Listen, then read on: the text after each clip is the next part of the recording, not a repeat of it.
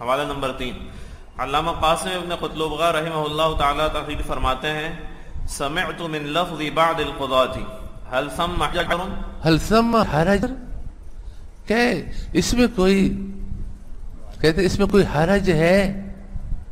کوئی بھی قول مل جائے لو، یہ صحابہ ہے، یہ آسمان کی ستارے ہیں جس کے پیچھے چلو، سمجھ گئے؟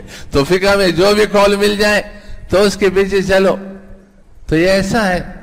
تو فرماتے ہیں کہ میں اس کو جواب دیتا ہوں، میں کیا کرتا ہوں، یہ بہت بڑے آدمی ہے۔ فقلت نعم اتباع الہوا حرام، ماشاءاللہ، میں کہتا ہاں، یہ جو آپ راج مرجو کی پابندی کو گوارا نہیں کر رہے اس لیے کہ آپ کی جو خواہش ہے وہ پوری نہیں ہو رہی، تو آپ اتباع ہوا کی شکار ہیں، اس لیے آپ پابندی نہیں چاہتے۔ یہ غیر مقلد کیا ہے؟ کہتے ہیں فقہ کا انکار کر لو تو پھر قرآن و سنت کے جو حقیقی مطالب ہے ان کے آپ پابند نہیں رہیں گے، اپنے مطلب ڈالو۔ منکرین حدیث یہ بھی ہوا کی شکار ہے، کہتے اگر حدیث کو مانتے ہیں پھر قرآن کریم کو ہم نے اس طرح سمجھنا ہے جو حدیث ہم کو سمجھائے، اور وہ سمجھ ہم کو قبول نہیں ہے، اس سے ہماری خواہش پوری نہیں ہو رہی۔ حدیث کا انکار کر لو، پھر اپنے خواہش کے مطابق قرآن سے مسائل نکالو۔ یہ سب خواہش پرستی ہے۔ فرمایا جو شخص جس درجے میں آزادی چاہتا ہے وہ آزادی کا سبب کیا ہے؟ خواہش پرستی ہے۔ مولانا میں کہہ رہا ہوں، علامہ شامی رحمہ اللہ فرما رہے ہیں، چلے والمرجوح فی مقابلۃ الراجح بمنزلۃ العدم، دیکھو مرجوح قول راجح کے مقابلے میں جیسے کوئی قول ہو ہی نہیں۔ والترجیح بغیر مرجح فی المتقابلات ممنوع، شروق صفحہ 8۔ دیکھیے محقق ابن الحمام رحمہ اللہ تعالی کے شاگرد رشید علامہ قاسم بن قطلبغہ رحمہ اللہ نے بھی اس کو اتباع ہوا قرار دے کر حرام فرمایا ہے۔ حوالہ نمبر 4، وقال فی کتاب الاصول للیعمری من لم يطلع على المشہور من الروایتین او القولین فلیس له التشہی والحکم بما شاء۔ دیکھو تشہی کتنا خطرناک لفظ ہے۔ اگر دو قول ہیں ان میں سے مشہور اور راجح کون سا قول ہے، دو روایتیں ہیں اس میں سے مشہور راجح کون سی روایت ہے، اگر اس کا آپ کو خبر نہیں ہے تو آپ کو تشہی یعنی خواہش کو امام بنا کر کے یہ جائز نہیں ہے، معلومات کر لو۔ ہاں فلیس له التشہی والحکم بما شاء منہما من غیر نظر فی الترجیح، شروق صفحہ 8۔ روایت مشہورہ راجحہ پر عدم اطلاع کی صورت میں ترجیح میں غور کیے بغیر عمل اور فتویٰ کو تشہی یعنی خواہشات نفس پر چلنا کہا گیا ہے۔ تو جب راجح اور مرجوح دونوں معلوم ہوں لیکن راجح سے مجوزہ مقصد حاصل نہ ہوتا ہو، اس لیے اس کو چھوڑ کر مرجوح کو معمول بھی بنایا جائے، تو اس صورت کا کیا حکم ہوگا؟ حضرت عبداللہ بن مسعود رضی اللہ تعالیٰ عنہ نے سچ فرمایا ہے۔ سمجھ 20 میں عربی پڑھ رہا بس۔ وقال الامام الغزالی رحمہ اللہ تعالی وَلَقَدْ صَدَقَ ابْنُ مسعود رضی اللہ تعالی عنہ حیث قال، وَلَقَدْ صَدَقَ، وَلَقَدْ یہاں سے یاد کر لیں یہ عبارت، عربی کی عبارت تمام علماء یاد کر لیں۔ وَلَقَدْ صَدَقَ ابْنُ مسعود رضی اللہ تعالی عنہ حیث قال انتم اليوم فی زمان، آج تم اس زمانے میں ہو، الہوا فیہ تابع للعلم، خواہش اس زمانے میں علم کے تابع ہے۔ خواہش اب سرکشی نہیں کرو، خواہش علم کے تابع ہے، جیسے علم کہتا ہے خواہش بھی وہی۔ آگے فرمایا وَسَيَأْتِي عَلَيْكُمْ زمان، اور قریب تم پر ایسا زمان آنے والا ہے يَكُونُ الْعِلْمُ فِيهِ تَابِعًا لِلْهَوَىٰ، مطبوع تابع بن جائے گا اور تابع مطبوع بن جائے گا، علم خواہشات کے تابع ہو جائے گا۔ علم کے ساتھ ظلم ہے یا نہیں؟ اللہ نے علم کو تابعیت کے لیے بھیجا ہے یا مطبوع ہونے کے لیے بھیجا ہے کہ علم کو امام بناؤ، اس کے سانچے میں اپنے آپ کو ڈالو۔ فرمایا قریب ایک زمانہ آنے والا ہے کہ علم کس کے تابع ہو جائے گا؟ خواہش کے تابع ہو جائے گا۔ چل آگے کیا ہے؟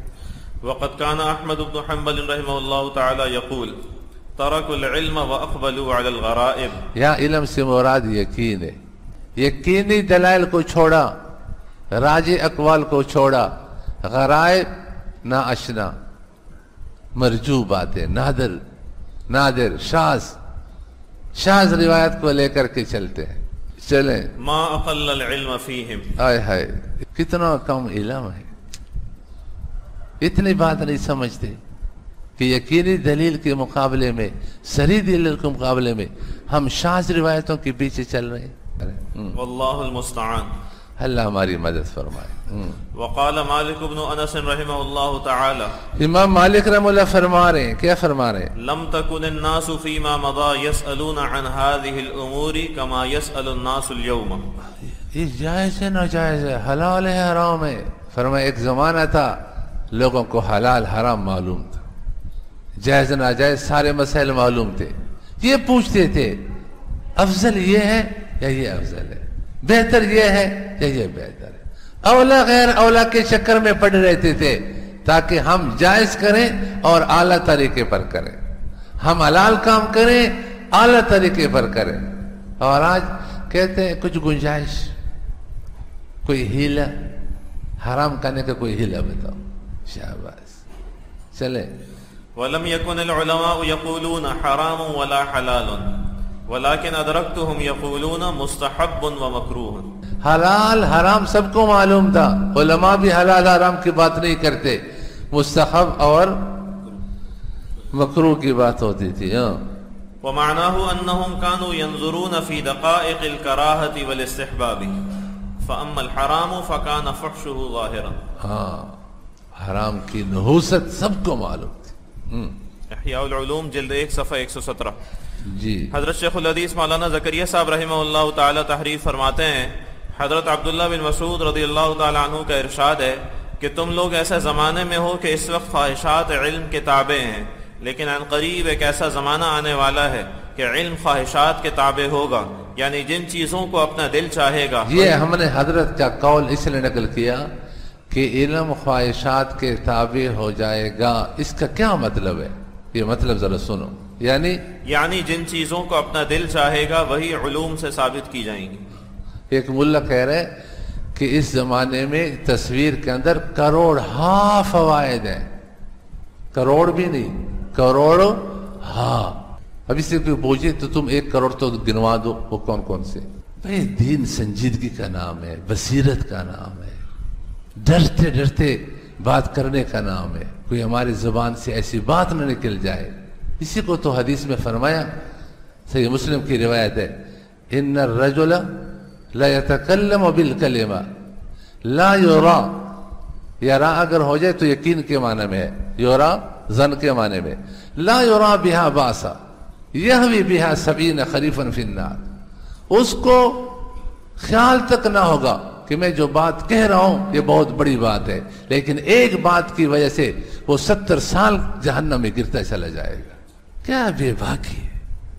یاد رکھنا امور دینیہ میں میں نے طلبہ کو بتایا کہ ہم جو فتویٰ بھی دیتے ہیں، فتویٰ، اور ہم اس زمانے کا مفتی کیا ہوتا ہے؟ ناقل ہوتا ہے. یہ نقل کی بھی ہم لائق نہیں، لیکن اللہ تعالیٰ نے پوچھا کہ کیوں نقل کر کے فتویٰ دیتے تھے؟